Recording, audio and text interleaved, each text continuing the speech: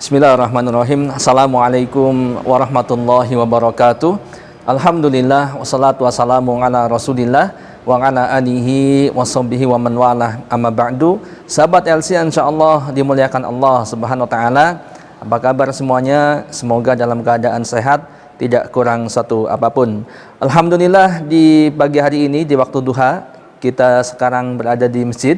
Insyaallah sedikit saya akan menyampaikan satu materi tentang tata cara sholat Idul Adha, dan kebetulan momen kita insya Allah di hari Jumat kita akan bersama-sama masuk di hari raya Idul Adha, dan ada kewajiban atau ada satu amal ibadah yang diperintahkan oleh Allah Subhanahu wa taala, yaitu sholat hari raya Id atau Idul Adha.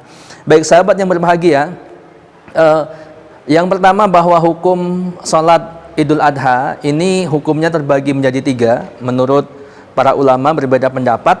Yang pertama hukumnya fardu ain, wajib atas setiap pribadi muslim. Yang kedua adalah fardu kifayah, yaitu apabila sebagian kaum muslimin sudah melaksanakan maka yang lain gugur kewajibannya.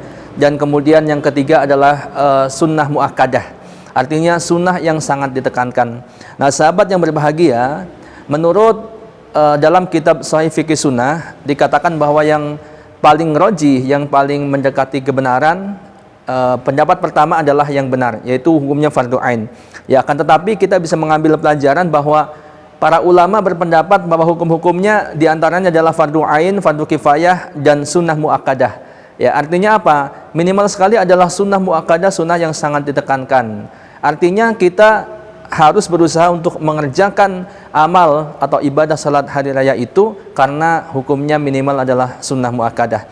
Nah untuk itu sahabat yang berbahagia, karena salat ini jatuh setahun sekali atau setahun dua kali, jangan salat hari raya Idul Fitri, maka kadang-kadang kita suka lupa gitu ya. Untuk itu saya akan mencoba untuk mengingatkan sahabat semuanya bagaimana tata cara pelaksanaan salat hari raya Idul Adha. Baik, sahabat yang insyaallah dimuliakan Allah Subhanahu wa taala, berdasarkan hadis Umar radhiyallahu anhu bahwa salat safar 2 rakaat, salat hari raya Idul Fitri 2 rakaat, salat hari raya Idul Adha 2 rakaat adalah sempurna, bukan qasar. Ini menurut lisan Nabi kita Muhammad sallallahu alaihi wasallam. Jadi salat hari raya Idul Fitri dan Idul Adha adalah 2 rakaat, ya, bukan 3 rakaat atau 4 rakaat dan seterusnya. Nah, bagaimana tata caranya, ya, sahabat yang berbahagia? Tata cara salat hari raya Idul Adha, ya. Yang pertama, setelah kita berniat untuk salat hari raya Idul Adha tentunya, ya, dan niat itu ada di dalam hati. Setelah itu yang pertama adalah kita bertakbir, yaitu dibuka dengan takbiratul ihram, ya, Allahu Akbar. Nah ini takbiratul ihram, ya, yaitu takbir pengharaman. Artinya apa? Setelah kita membuka salat kita dengan takbiratul ihram Allahu Akbar, itu kita diharamkan. Diharamkan dari apa? Diharamkan dari melakukan atau berbicara atau melakukan hal-hal yang dapat membatalkan salat kita, ya, seperti berbicara di luar bacaan salat, ya, kemudian melakukan gerakan-gerakan yang lainnya, ya, contoh misalnya makan dan sebagainya, maka ini dapat membatalkan salat kita. Dan setelah takbiratul ihram kita diharamkan untuk melakukan hal-hal itu. Jadi yang pertama adalah takbiratul ihram Allahu Akbar, ya. Kemudian membaca doa istiftah. Setelah itu di rakaat yang pertama ini kita disyariatkan untuk bertakbir, ya, dengan takbir tambahan sebanyak 7 kali, ya, sebanyak 7 kali. Nah, walaupun tidak ada riwayat dari Nabi SAW apakah setiap takbir tambahan yang 7 kali itu apakah mengangkat tangan atau tidak, ini tidak ada riwayat. Akan tetapi Ibnu Qayyim rahimahullah mengatakan bahwa sahabat Ibnu Umar radhiyallahu anhuma, beliau yang dikenal sangat komitmen dengan sunnah Nabi SAW, Ibnu Umar mengangkat kedua tangannya pada saat takbir tambahan. Ya, jadi setelah takbiratul ihram yang Allahu Akbar, kemudian ada takbir tambahan 7 kali, dan itu mengangkat tangan, begitu ya, Allahu Akbar, ya. Kemudian lagi Allahu Akbar, ya, Allahu Akbar sebanyak berapa kali? 7 kali, ya. Nah, sebanyak 7 kali. Kemudian di antara takbir-takbir tambahan yang 7 kali itu yang dibaca apa? Ya.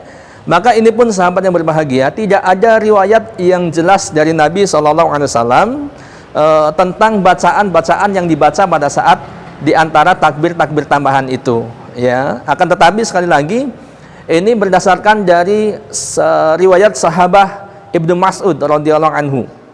Ya, beliau mengatakan bahwa di antara takbir-takbir itu dibaca tentang pujian-pujian kepada Allah Subhanahu wa taala. Ya, sehingga setelah takbir atau di antara dua takbir itu kita membaca, ya, misalkan membaca Subhanallah, Alhamdulillah, La ilaha illallah, Allahu Akbar. Kemudian takbir lagi, Allahu Akbar, Subhanallah, Alhamdulillah, La ilaha illallah, Allahu Akbar.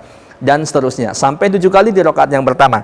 Nah, kemudian setelah 7 takbir di rakaat pertama itu, kemudian membaca surat Al-Fatihah. Ya, kalau kita jadi makmum, kita bisa mendengarkan atau bisa sambil membacanya. Bismillahirrahmanirrahim. Alhamdulillahirabbil alamin sampai waladhdallin, amin. Nah, kemudian setelah Al-Fatihah selesai, disunahkan dalam salat hari raya ini membaca surat Qaf dan di rakaat kedua membaca surat Al-Qamar, atau ya bisa membaca surat Al-A'la dan rakaat kedua surat Al-Ghasyiyah. Nah, kemudian sahabat setelah membaca surat dari surat Al-Quran itu, kemudian seperti biasa salat itu dilanjutkan seperti salat pada umumnya, yaitu ada ruku, ya, kemudian iktidal, sujud, duduk, sujud yang kedua, dan kemudian bangkit lagi menuju rakaat yang kedua, Allahu Akbar. Nah, di rakaat yang kedua ini ada takbir tambahan, akan tetapi bukan 7 kali, ya, tapi 5 kali. Takbir tambahan sebanyak 5 kali.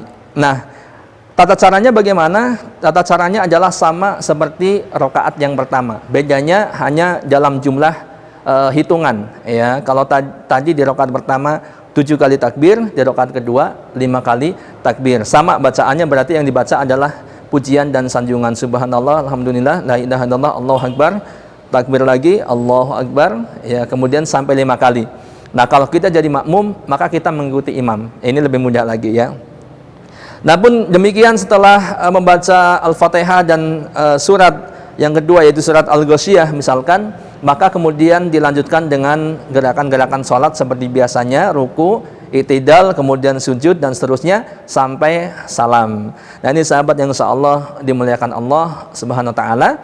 Kemudian setelah selesai sholat ada khutbah, dan ini kaum muslimin, orang yang hadir di situ disunahkan, dianjurkan untuk mendengarkan khutbah, walaupun memang tidak dilarang ketika ingin meninggalkan tempat sholat atau tidak mendengarkan khutbah. Wallahu a'lam bishawab, mudah-mudahan bermanfaat. Jadi ini yang bisa disampaikan, ya, mudah-mudahan bisa menjadi pengingat untuk kita semua dan sahabat sekalian. Wallahu a'lam, subhanakallahumma bihamdika, asyhadu an la ilaha illa anta, astaghfiruka wa atubu ilaik. Assalamualaikum warahmatullahi wabarakatuh.